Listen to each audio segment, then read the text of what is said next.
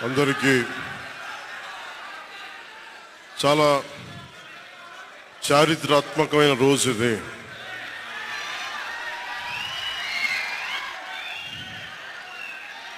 చాలా కొంచెం నిశ్శబ్దం పాటించండి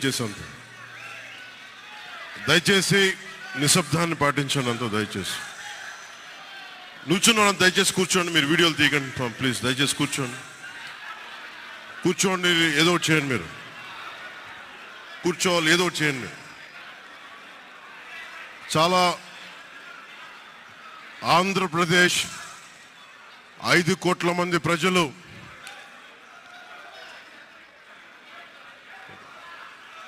మీరు కూడా కూర్చోండి. చాలా చారిత్రాత్మకమైన తీర్పిచ్చిన రోజు ఇది. ఏ మాటకైతే మనం కట్టుబడి ఉన్నామో ఆంధ్రప్రదేశ్ ప్రజలకి జవాబుదారీతనంతో ప్రభుత్వం స్థాపిస్తాం, ఏ మాట మీద మనం చెప్పామో కూటమి ప్రభుత్వం ఆ మాటను నిలబెట్టుకుంటుంది. ఈరోజు మీ అందరికీ జనసేన పార్టీ ఆఫీస్ కేంద్ర కార్యాలయం నుంచి, ఈ వేదిక నుంచి ఒకటే చెప్తా ఉన్నాను మీ అందరికీ. వైసీపీ వైఎస్ జగన్ గారు కానీ వారు మన వ్యక్తిగతంగా నాకు శత్రువులు కాదు. ప్రజాస్వామ్యానికి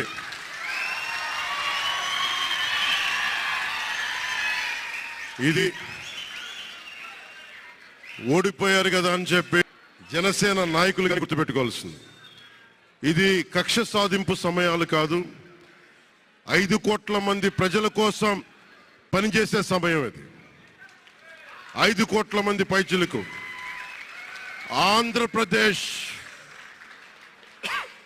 ఆంధ్రప్రదేశ్ విభజన జరిగినప్పటి నుంచి ఈ రోజు దాకా మనం నలుగుతూనే ఉన్నాం.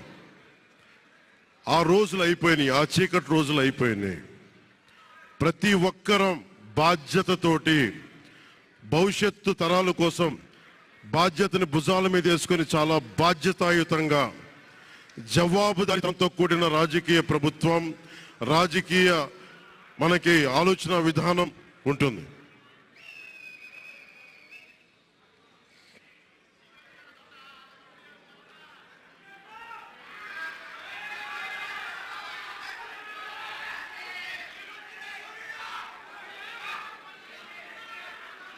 నేను ఆలోచిస్తా ఉన్నాను ఒక క్షణం ఏం మాట్లాడాలి ఈరోజు అని. ఒక నిమిషం ఏం మాట్లాడాలి ఈరోజు అని అనుకుంటా ఉన్నాను. నా జీవితంలో ఎప్పటిదాకా విజయం తెలియదు నాకు.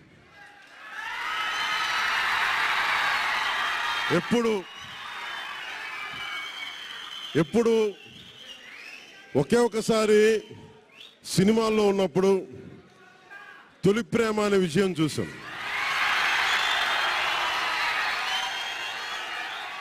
ఆ తర్వాత నాకెవ్వరు నేను విజయం సాధించానని కానీ డబ్బులు వచ్చినాయని కానీ ఏ ఒక్క సినిమా విజయం చెప్పలే నాకు. నా జీవితం అంతా ఎప్పుడు కూడా దెబ్బలు తింటానో, మాటలు పడతానో, తిట్టించుకుంటానో. నేను ఎంత ఎదిగా నాకే తెలియదు. మీ గుండెల్లో ఈ రోజు నన్ను తీసుకొచ్చి 21 గెలిచే వరకు నాకే తెలియదు.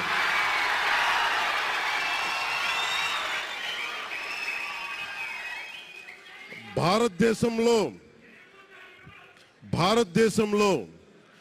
100కి 100% కొట్టామంటే జనసేన.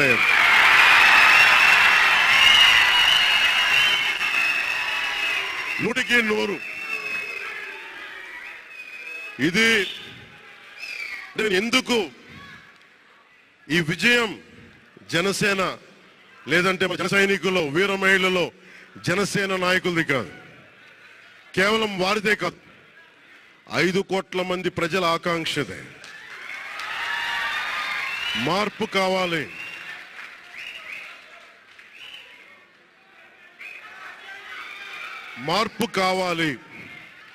పాలన మారాలి. ఇవన్నీ చాలా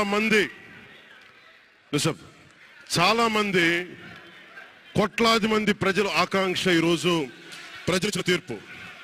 బాబు మీరు ఇద్దరు కూర్చోవాలమ్మా, దయచేసి. నువ్వు పక్కకు వచ్చామ్మా, నువ్వు పక్కకు రా. నువ్వు కొంచెం ముందుకన్నారా, మీరు కొంచెం ముందుకు రండి అమ్మా, మీ ఒక అడుగులు ముందుకు రండి. మీరు కూర్చొని ఇబ్బంది పడతాను,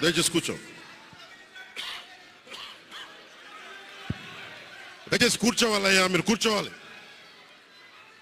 మీరు మొత్తం సభ ఆపేస్తున్నారు. మీరు సాగర్ పక్కర. ఇది మనందరికీ చాలా జాగ్రత్తగా ఉండాల్సిన సమయం. ఇది కక్ష సాధింపుల సమయం కాదు. ఇది ఆంధ్రప్రదేశ్ భవిష్యత్తుకి బలమైన పునాది వేసే సమయం. అన్నం పెట్టే రైతుకి అండగా ఉండే సమయం ఇది. రక్షణ లేని ఆడబిడ్డలకి రక్షణ కల్పించే సమయం ఇది. ఆడబిడ్డల్ని, మహిళల్ని వారి కాళ్ళ మీద వాళ్ళు నిలబడగలిగేలా చేసే సమయం ఇది. నేను ఈరోజు ప్రభుత్వ ఉద్యోగులు కూడా మాటిస్తున్నాను. కంట్రిబ్యూటరీ పెన్షన్ స్కీమ్ నేను చెప్పాను, నేను బాధ్యత తీసుకున్నాను, నేను మర్చిపోలా. ఏరు దాటాక తెప్ప తగిలేసే రకం కాదు నేను.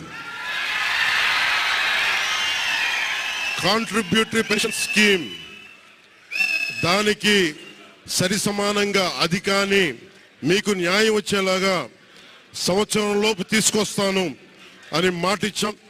తీసుకొచ్చి తీరుతాం. ఆ మాట మీకు ఇస్తున్నాం. మెగా డిఎస్సి నోటిఫికేషన్ విడుదల చేయించే బాధ్యత మనం తీసుకుందాం. యువత విలవిల్లాడిపోతా ఉన్నారు, యువత నలిగిపోతా ఉన్నారు. మీ చదువులకి తగ్గ ఉద్యోగాలు కానీ, మీ స్కిల్స్ ని పెంపొందించి మీకు ఉద్యోగాలు కానీ, నేను మీకు చెప్తున్నా, నాకు చాలా పెద్ద బాధ్యత ఇచ్చారు ప్రజలు. ఈ రోజున మామూలు బాధ్యత ఇవ్వాల. గెలిచింది, పోటీ చేసింది 21, 2 పార్లమెంట్లు గెలిచింది 100%. కానీ బాధ్యత ఎంత ఉందంటే 175 సీట్లు మనమే గెలిస్తే ఎంత బాధ్యత ఉందో అంత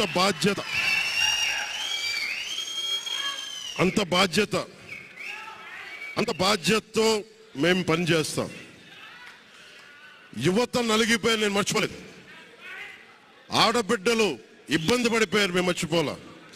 సగటు మధ్యతరగతి మనుషులు నలిగిపోయారు.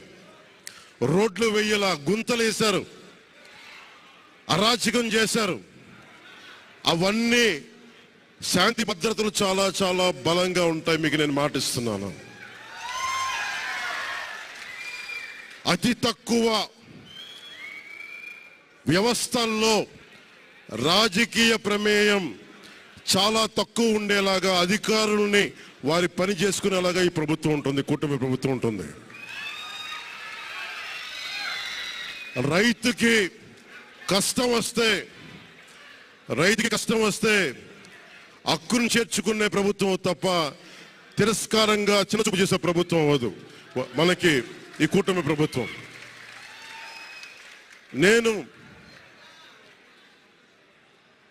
నాకు రాజకీయాలు డబ్బు అవసరం లేదు. నేను మీకు మళ్ళీ చెప్తున్నాను. మీకు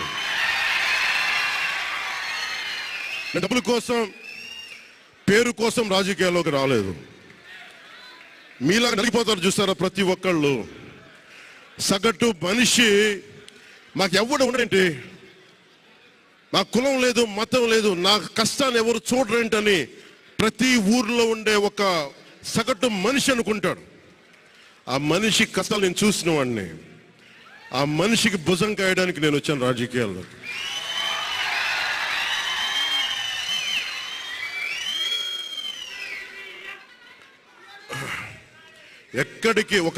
ఎక్కడికి ఓడిపోయాను 2019లో ఓడిపోతే నా మానసిక స్థితి ఎలా ఉందో ఆ రోజున ఈరోజు గెలిచినప్పుడు కూడా నా మానసిక స్థితి అలాగే ఉంది, అంతే ధైర్యంతో ఉన్నా. గెలుపు నాకు బాధ్యత ఇచ్చింది కానీ అహంకారం ఇవ్వలేదు, రాదు. ఇంకా భయం వేసింది. అందరూ నాకు శుభాకాంక్షలు తెలియజేస్తా ఉంటే నాకు భయం వేసింది. ఎందుకంటే ఇల్లు అలకగానే పండగ కాదు ఇది.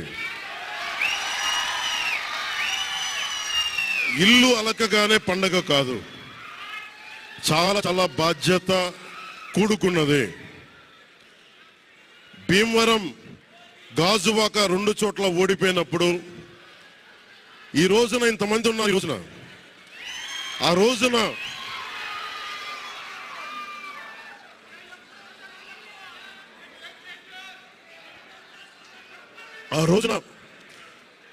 నా పక్కన నన్ను నమ్ముకున్న కొద్దిమంది తప్ప, కానీ నాకు ఒకటే అనిపించింది, నేను పరాజయం చూసి భయపడను, ఓటమి చూసి భయపడను. ఓటమి నాకు బలం ఇస్తుంది, ఓటమి నాకు ఉత్సాహం ఇస్తుంది అనుకున్నాను. దేనికంటే నేను ఒకటే నమ్మాను.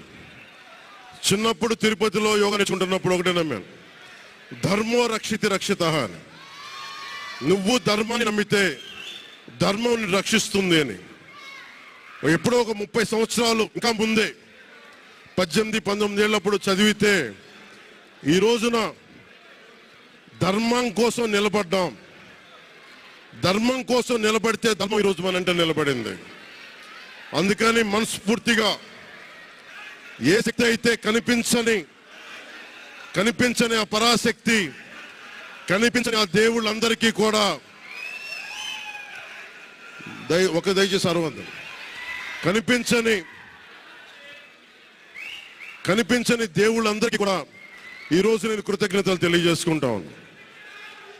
మనస్ఫూర్తిగా మీ అందరికీ, పిఠాపురం ప్రజలందరికీ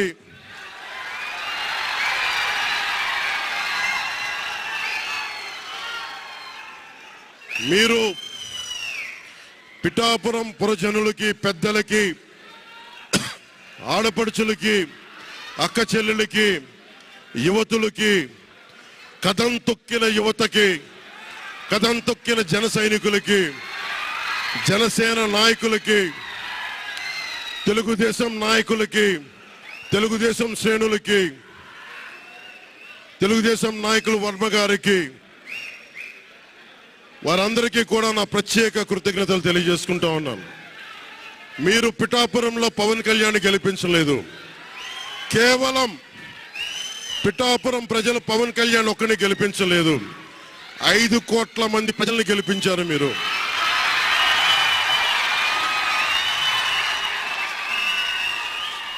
నాకు బలం ఇచ్చారు. ఈరోజు మీరు గుండెల్లో పెట్టుకొని ఓడిపోతేనే ఇంత బలంగా నిలబడినవాడిని, ఇంత బలంగా నిలబడ్డవాడిని. మా ఇంత గెలిపించి కాదు మీరు ఇచ్చింది, చిన్నపాటి జయం ఇవ్వాల, ఆకాశం అంత విజయం ఇచ్చారు మీరు మాకు, మా కూటమి ప్రభుత్వానికి. ఇది గుండెల్లో పెట్టుకుంటాం, నిలబడతాం, నిర్మాణాత్మకంగా పనిచేస్తాం.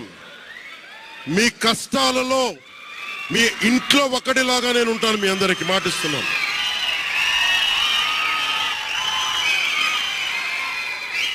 మీ ఇంట్లో ఒక్కడిగా, ఒకటే గుర్తుపెట్టుకోండి, మా ఇంట్లో మా కుటుంబ సభ్యుడు నాకు కులాలకి, మతాలకి, ప్రాంతాలకి అతీతంగా ప్రతి ఒక్కరూ ఆలోచించాల్సింది, మా ఇంట్లో కుటుంబ సభ్యుడు పవన్ కళ్యాణ్.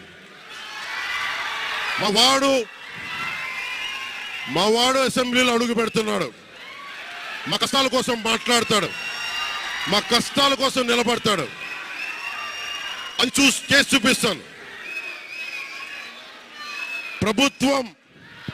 ప్రభుత్వం ఎలా ఉండాలి, అధికార యంత్రాంగం ఎలా ఉండాలి, రాబోయే రోజుల్లో మీకు అందరికీ చేసి చూపిస్తాం. మళ్ళీ ఒక 10 నిమిషాల తర్వాత మళ్ళీ వచ్చి మాట్లాడతాను. చంద్రబాబు గారు వచ్చారు, వారిని కలిసి మళ్ళీ వచ్చి మేము ఇద్దరం మాట్లాడతాం.